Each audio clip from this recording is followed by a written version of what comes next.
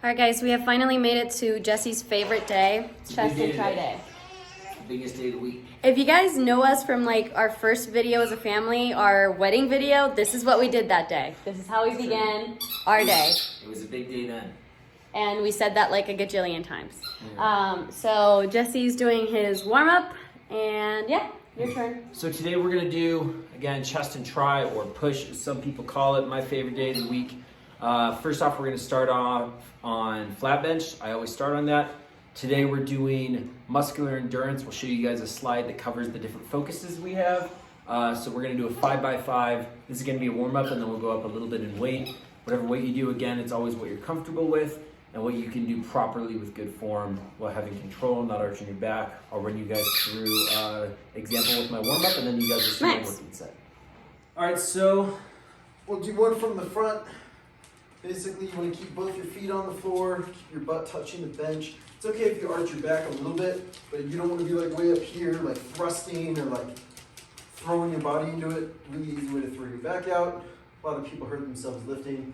So I have a little bit closer of a grip than some people do, but my bench also hits a lot of my triceps as well as chest. So again, however wide you're comfortable with, without being too wide. If you're way out here, it's really easy to tear something, mess up your shoulders. So you don't want to go too wide. I wouldn't go much more than shoulder width, but we'll do a couple. All right, so go straight up. You're gonna hold it, bring it down to your chest, touch, and then back up.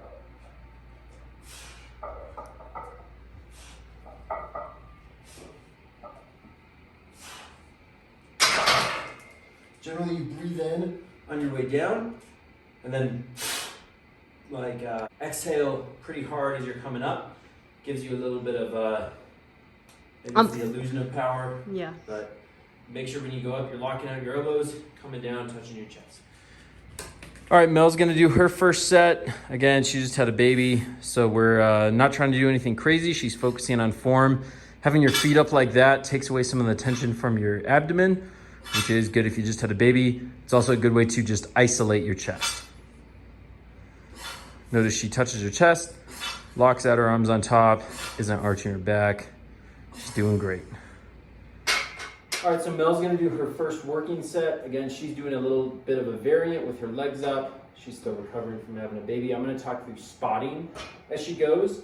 When you're spotting, you basically, if someone starts to struggle as they're bench pressing and they stop, that means they're still lifting the weight that they're doing. They just need 1 or 2 pounds more of force. So you don't have to sit there and like rep it up for them. Most of the time, just a couple fingers, a couple pounds of force will do the trick. Another thing to watch for is when to spot. A lot of people will look, and as soon as you pause or struggle, they'll jump on it and pull it up for you. It's not what you want. The people think they're helping, you're ruining the person who's going set. Unless they start to go down, or they're sitting there for 5-10 seconds, or they ask for help, just keep your hands off, be ready to go. Don't spot with your hands actually touching the bar, just have them next to it, ready to go. We'll demonstrate. Notice she goes all the way down, comes back up. Breathing out as she comes up, floating, trying to keep her arms generally the same. As people get tired, they'll start to like wrench it up. There she goes. See, she still got it. She paused, but it was all her. Didn't actually need a spot. All right, so in one of Mel's breaks in between sets, we're going to talk about something I think is very important, which is pre-workout and protein powder, so supplements. I'm not going to get super in depth, but be careful what kind of pre-workout you use. A lot of it has a ton of caffeine. People take 3 or 4 scoops sometimes. 1 scoop max. I normally take half a scoop, and what I do to cut down on the caffeine so it's not messing with my heart, I cut it so it's actually half just creatine, half pre-workout. You can research, figure out what's good for you, what you want, but watch how much pre-workout you take. Another thing with protein, we can show you some of the protein powders that I like later, but a lot of people will use protein powder and they'll use 2 or 3 big scoops, and it'll be like 60 grams of protein, or it'll be like a gold standard whey isolate. You don't want to use one kind of protein powder. You want to use something that has different proteins that digest at different speeds. So if you have a slow dissolving, a medium dissolving, and a fast dissolving, it'll release to your body over time and not just get wasted and passed out of your body.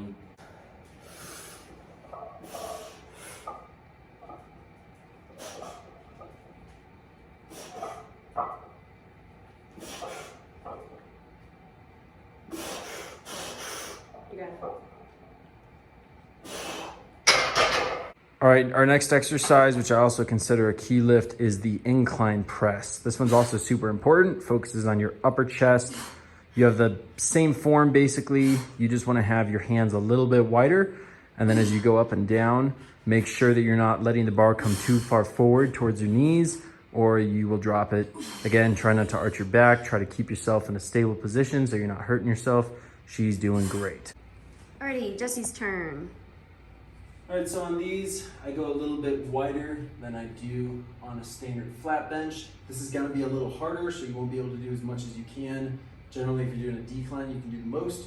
Flat bench is middle, and then incline, you can do the least. We'll do a couple of these just to show how it's done. We're gonna do 4 sets of 5 of this, since today is muscular endurance focused.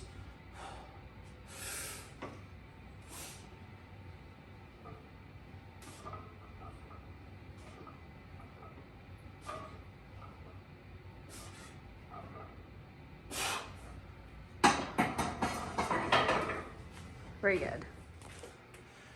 Okay, so we've done flat bench, incline bench, focusing on our pecs and upper pecs, as well as triceps. Now we're gonna move into dips, which is another just really like All-encompassing. all-encompassing workout.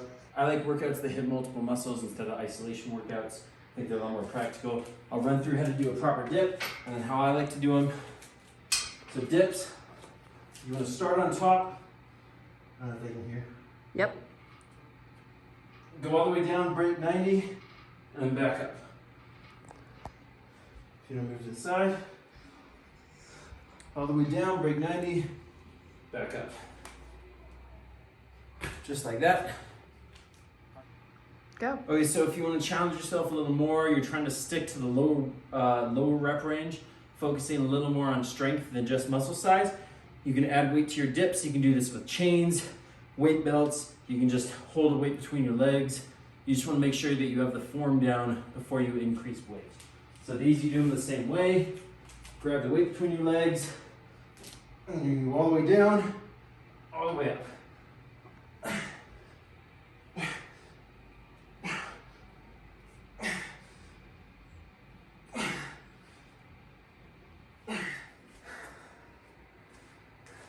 I hate these and suck at these, and I'm still working at them. So She also just gave birth. you keep saying that, However, she's doing great, which I also and also keep saying that. But I'm going to show you a way that you can spot someone if you're working out. You can also use a resistance band or anything to give you a little bit of help. We tried that last time, and I have a mark on my stomach because it sprung back at me. Be So careful when you do it. Make sure you're an expert before doing.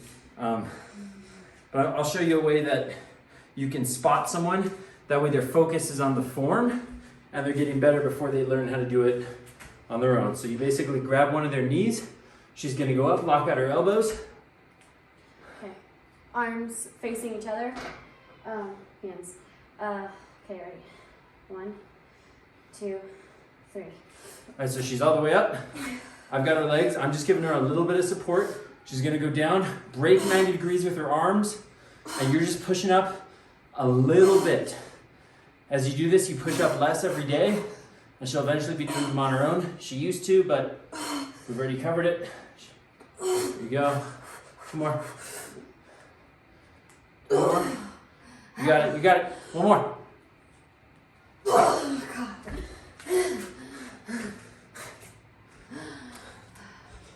These make me dizzy. 1, 2. Whoa! No, you gotta hold on. Uh-oh. Hold on. Bonk. Nice job. Nice job. Are you so Good strong? job. Are you a strong baby? JJ, say hi. Did you wave? Wave. Did you? He waved to Mama. Ah. You wave. Okay. Go. All right, we'll move into some supplementary workouts. You don't have to do these, but they're good. They're a little more isolationist. We're gonna go through what a skull crusher looks like. These are really good for your tricep muscles. They don't do a whole lot of chest. You guys are in the way. But as you're doing these, make sure you're not throwing your back. As I always say, you want to be controlled. You're gonna go start straight up. You're gonna come down, touch basically your hair, your forehead, and the back. Try to keep your bicep areas pretty stable. Don't be like throwing your back into it. Don't try to go too fast. Be nice and relaxed, kind of slow on the way down, and then exploding up.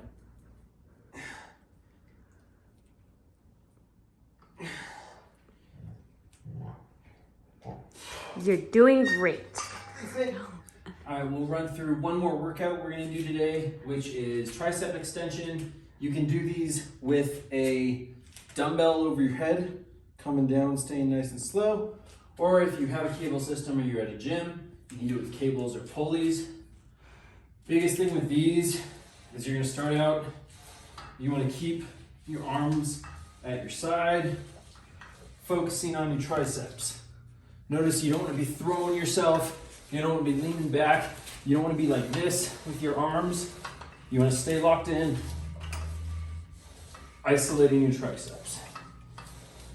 We're gonna do 4 sets of those for 8 to 12 or until our arms get tired. Okay, so that was today's chest and tries.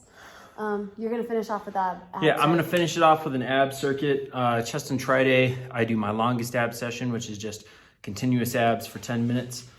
And then I'll do some interval sprints this afternoon, quarter-mile repeats. I can talk about those at some point, they're my favorite. But yeah. That's gonna finish off our workout, and then that'll finish off our 3 days. I don't know what order you guys will see them, but we have back and bi day, chest and try day, and leg day. And then he does cardio pretty much almost every day. I do not. I think having kids and chasing them around is enough for me. And then I will get back to abs, but I'm not even at my 6-week postpartum yet, so I have not been cleared to do very much yet. So I'm slowly easing into it. So see you guys next time. This is the way. Okay, so here's the workouts we did today, starting with the key lifts, moving into some of the supplementals, and then our repetition scheme. Today we were kind of bouncing in between strength and muscular endurance, so you can use those for whatever exercises you do.